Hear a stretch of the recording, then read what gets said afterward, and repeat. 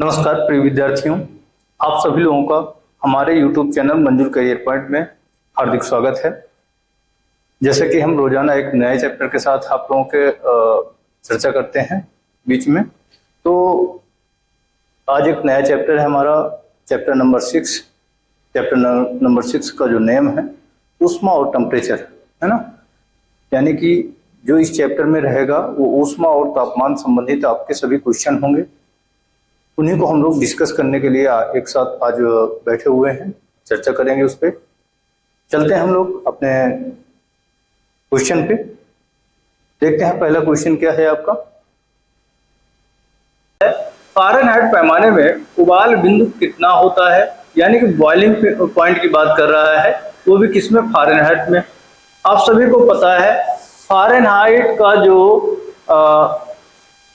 जमाव बिंदु या कहें हम लोग, जिसमें से हमारा कोई भी वस्तु बर्फ अवस्था में, यानी कि जैसे जल की बात करें, हमारा जल जो है वो किस टेम्परेचर में जमता है, तो फ़ारेनहाइट का जो टेम्परेचर है वो होता है 32 से शुरू होता है और ये जाता है, जो बॉइलिंग पॉइंट होता है ये इसका बनता है 212।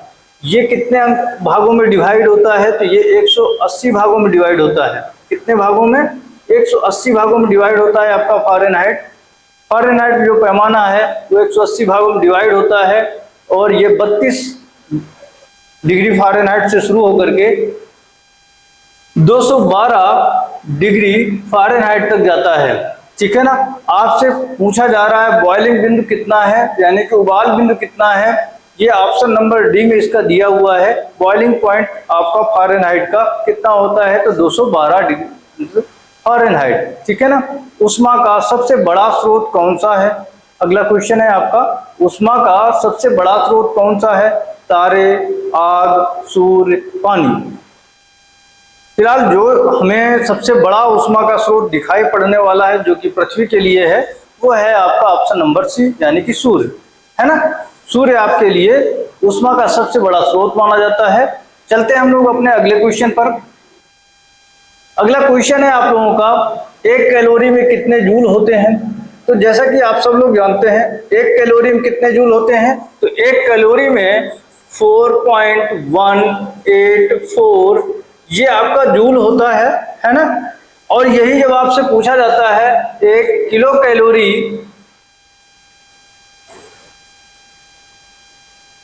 इक्वल टू कितना होता है, तो होता है 4184 किलो जूल के, है ना।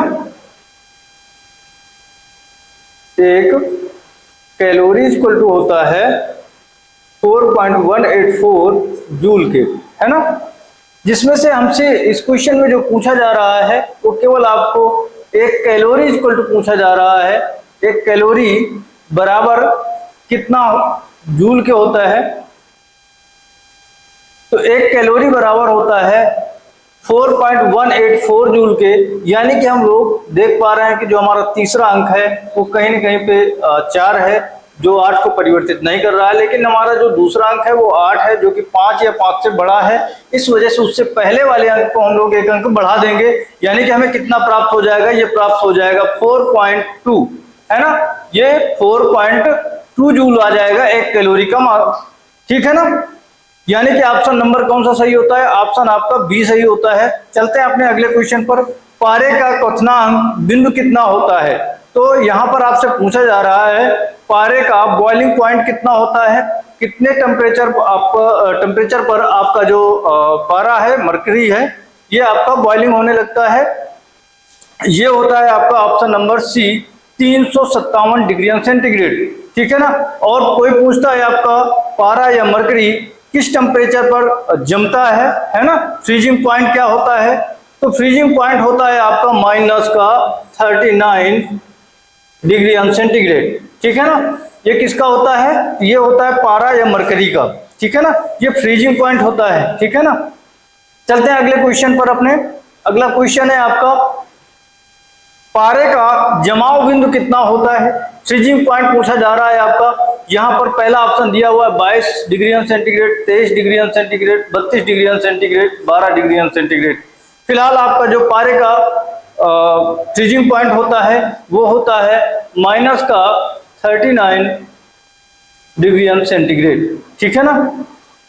लेकिन यहाँ पर ऑप्शन में जो दिया जा रहा है वो दिया जा रहा है 32 डिग्री सेंटीग्रेड, तो ऑप्शन नंबर सी इसका राइट आंसर करते हैं। चलते हैं अपने अगले क्वेश्चन पर। लिखा है सेंटीग्रेड पैमाने में जल का जमाव बिंदु क्या होता है। तो सेंटीग्रेड पैमाने में जल का फ्रीजिंग पॉइंट सबको पता है कितना होता है, जल हमारा कितने डिग्री सेंटीग्रेड पे जमता है, तो ये सभी लोग जानते हैं। ऑप्शन नंबर ए इसका राइट होता है। चलते हैं अगले क्वेश्चन पर। अपना अगला क्वेश्चन नंबर 7 लिखा हुआ है, कम तापमान मापने के लिए थर्मामीटर में कौन सा तरल पदार्थ प्रयोग किया जाता है। जो थर्मामीटर में आपका वैसे जो प्रयोग किया जाने वाला है वो रहता है आपका ज्यादातर मरकरी यानी कि पारा। लेकिन अब आपका ये जो क्वेश्चन कह रहा है, यहाँ पर कह रहा है कि कम टेम्परेचर के लिए, है ना। तो कम टेम्परेचर की बात जब आती है आपकी, तो उसके लिए हम लोग किसका प्रयोग करते हैं, एल्कोहल।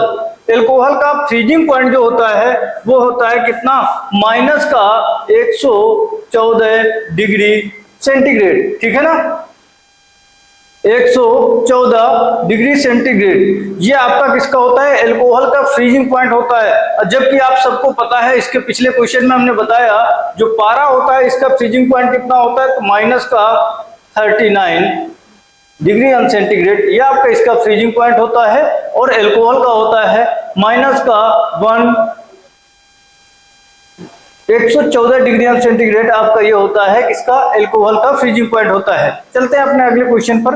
अगला क्वेश्चन है आपका, उच्च तापमान मापने के लिए किस यंत्र का प्रयोग किया जाता है। जो हाईएस्ट टेम्परेचर है उसके मापन के लिए हम लोग किस यंत्र का प्रयोग करते हैं। तो सबसे पहला ऑप्शन है पायरोमीटर, सबसे ज्यादा टेम्परेचर मापने के लिए इसका भी प्रयोग करते हैं हम लोग।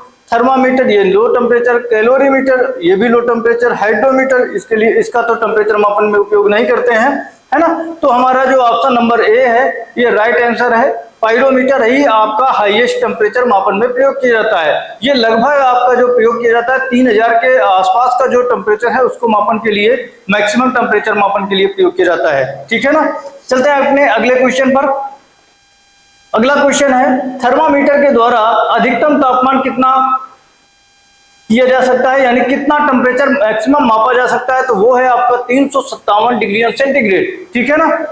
उससे अगला क्वेश्चन आपका लिखा हुआ है, पायरोमीटर किस सिद्धांत पर कार्य करता है। तो पायरोमीटर थर्मोकपल सिद्धांत पर कार्य करता है। किस सिद्धांत पर कार्य करता है, ऑप्शन सी थर्मोकपल सिद्धांत पर कार्य करता है। थर्मोकपल सिद्धांत एक ऐसा सिद्धांत है, इसमें से दो अलग अलग वायर लिए जाते हैं, है ना। उन दोनों वायरों को एक कह सकते हैं हमारा एक जो पॉइंट रहेगा, या कह सकते हैं हमारा एक कनेक्टिंग पॉइंट से कनेक्ट किया जाता है दोनों वायर को, और दोनों एक अलग अलग टेम्परेचर पे रखे हुए दो जारों पे इनको लगाया जो ऐड किया जाता है जाकर के, और फिर इसके बाद उनका मापन किया जाता है ना टेम्परेचर का। वो थर्मोकपल हमारा सिस्टम बनता है जाकर के, ये एक सिद्धांत बनाता है जो हमारे पायरोमीटर पे लगता है, ठीक है ना।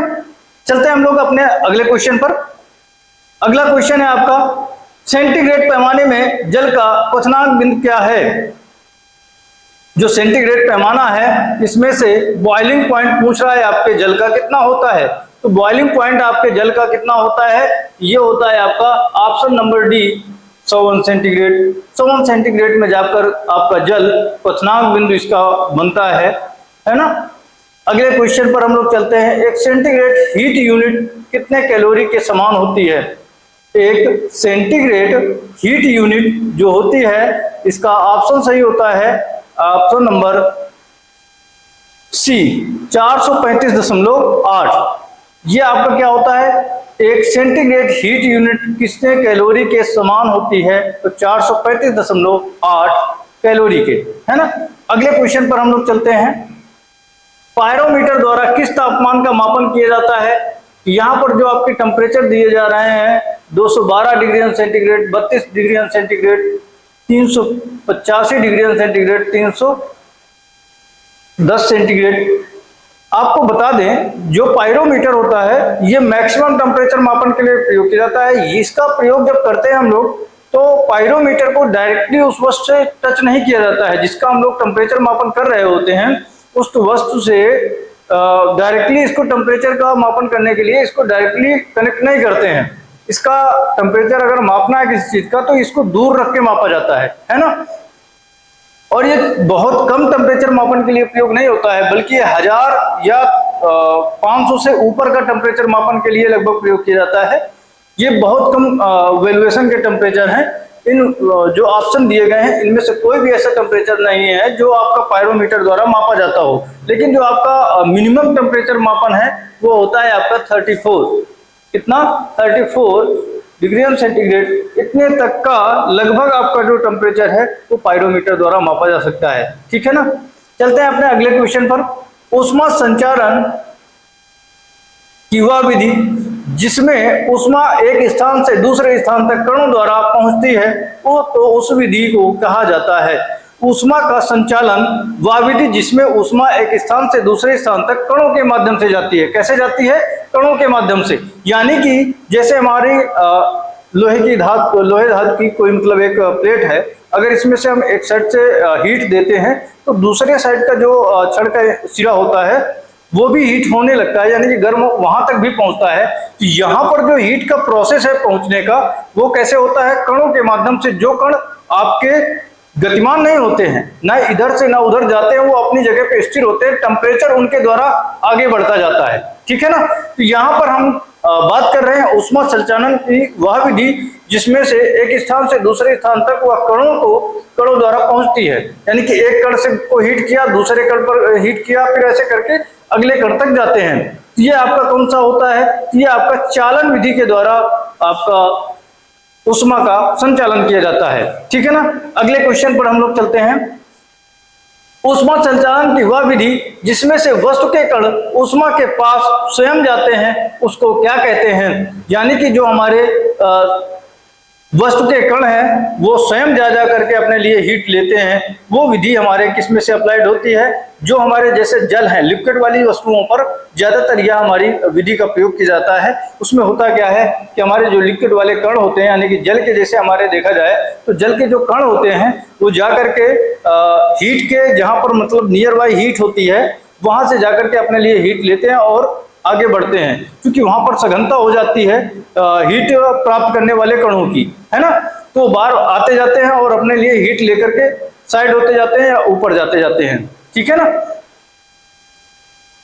तो यहां पर आपका जो पूछा जा रहा है ऊष्मा का संचालन ये किस विधि से होता है, तो ऊष्मा का संचालन आपके संवहन विधि के द्वारा किया जाता है। ऑप्शन नंबर ए इसका राइट आंसर है। चलते हैं अगले क्वेश्चन पर। लिखा हुआ है 16वां क्वेश्चन है, ऊष्मा संचालन की कौन सी विधि है जिसमें ऊष्मा संचालन के लिए किसी माध्यम की जरूरत नहीं होती है? आपको ऊष्मा संचालन के लिए किसी भी माध्यम की जरूरत नहीं होती है, ऐसा कौन सा विधि है? वो है आपका विकिरण। विकिरण विधि में से ऊष्मा संचालन के लिए किसी भी माध्यम की आवश्यकता नहीं होती है। जैसे आपका जो सूर्य का प्रकाश है वो पृथ्वी तक किस विधि से पहुंचता है, तो वो विकिरण विधि के द्वारा ऊष्मा का संचालन होता है ना। जो हमारा विकिरण विधि द्वारा है वहां पर ये इसका संचालन ज्यादातर आपका जैसे सूर्य हो गया या फिर हमारा जैसे आग जला दिया और दूर से आग हम लोग सेकते हैं, वो भी हमारा कहीं ना कहीं पे कैसे है, वो भी हमारा विकिरण विधि के द्वारा ऊष्मा का संचालन होता है। ठीक है ना। चलते हैं अपने अगले क्वेश्चन पर। एक कैलोरी कितने जूल के बराबर होता है? ये क्वेश्चन रिपीट हो रहा है, इससे पहले भी आ चुका था। हमने बताया था एक कैलोरी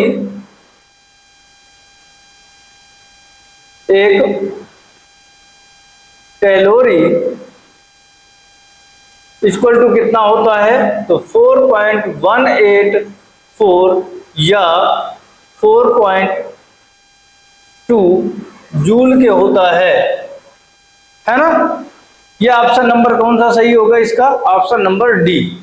ठीक है। अगले क्वेश्चन पर, ऊष्मा स्थानांतरण के लिए में किन किन विधियों का प्रयोग किया जाता है? ऊष्मा स्थानांतरण की अभी हमने आपको 3 क्वेश्चन करवाया और तीनों क्वेश्चनों में अलग अलग विधियों का प्रयोग बताया आपको, है ना। वहां पर कौन कौन सी विधियां थी, वहां पर आपकी चालन विधि का भी प्रयोग बताया, विकिरण विधि का प्रयोग भी बताया और सम्मान विधि का भी प्रयोग बताया, है ना। ऊष्मा का स्थानांतरण इन्हीं 3 विधियों के माध्यम से होता है और इसका जो राइट आंसर है ऑप्शन नंबर डी होता है, उपरोक्त में से सभी।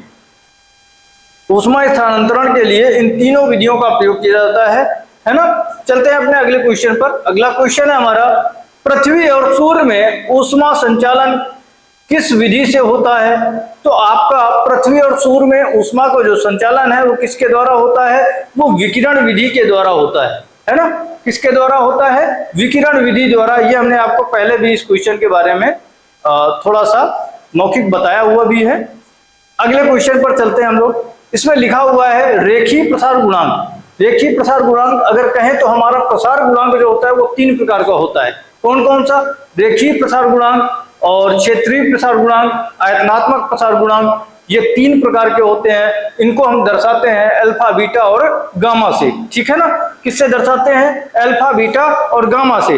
अब जैसे आपसे यहाँ पर पूछा जा रहा है रेखीय प्रसार गुणांक, तो रेखीय प्रसार गुणांक जो होता है तो लिखा जाए रेखीय प्रसार गुणांक इक्वल टू क्या होता है, तो रेखीय प्रसार गुणांक बराबर होता है लंबाई में हुआ परिवर्तन, है ना। लंबाई में हुआ परिवर्तन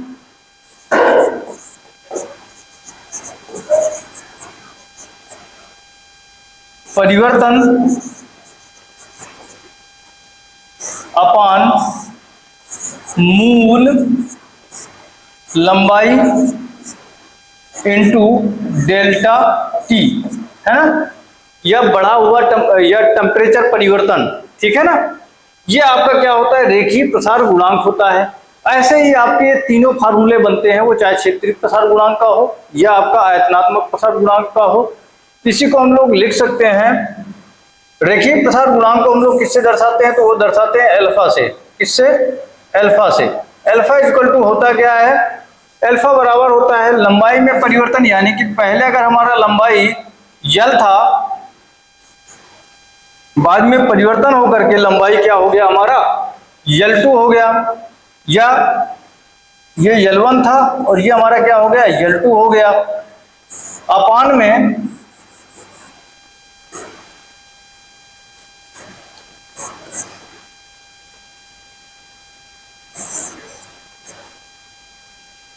alpha equal to L2 minus L1 upon